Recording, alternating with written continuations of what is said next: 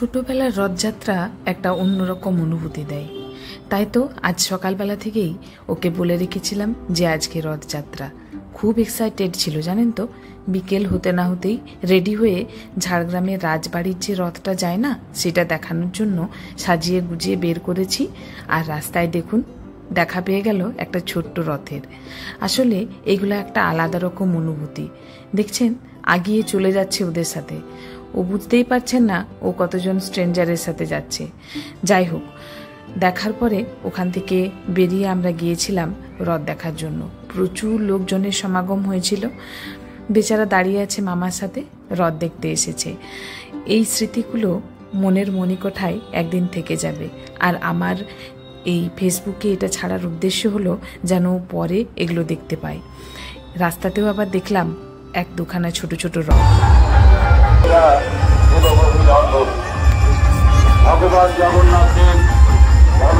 ওখানে দাঁড়িয়ে আমার একটা আবৃত্তি খুব মনে পড়ে যাচ্ছিল।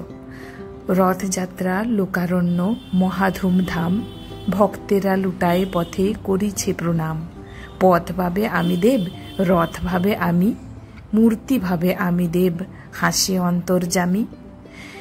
যাই হোক, এটার বিভিন্ন রকম মিনিং হয়।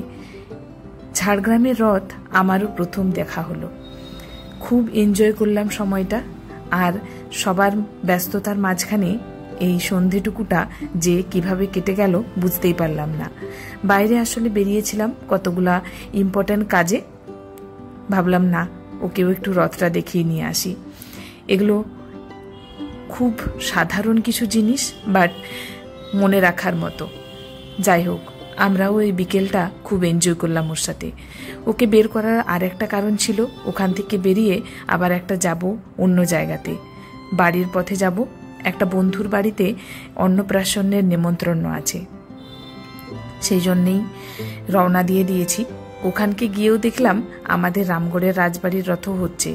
যাই হোক, অন্নপ্রাশন বাড়িতে পৌঁছে গেছি। ভীষণ ভালো আয়োজন হয়েছে। কি কি করলাম ওখানে, কতজন বন্ধুদের সাথে দেখা হলো, সন্ধেটা কিভাবে কাটালাম, সেটা অবশ্যই পরের মিনি ব্লগে দেখতে পাবেন। অবশ্যই পরের মিনি ব্লগটা আপনাদের লক্ষ্য রাখতে হবে। যাই হোক, ছোটবেলার বন্ধুদের সাথে দেখা হওয়ার মজাটাই আলাদা, কি বলেন?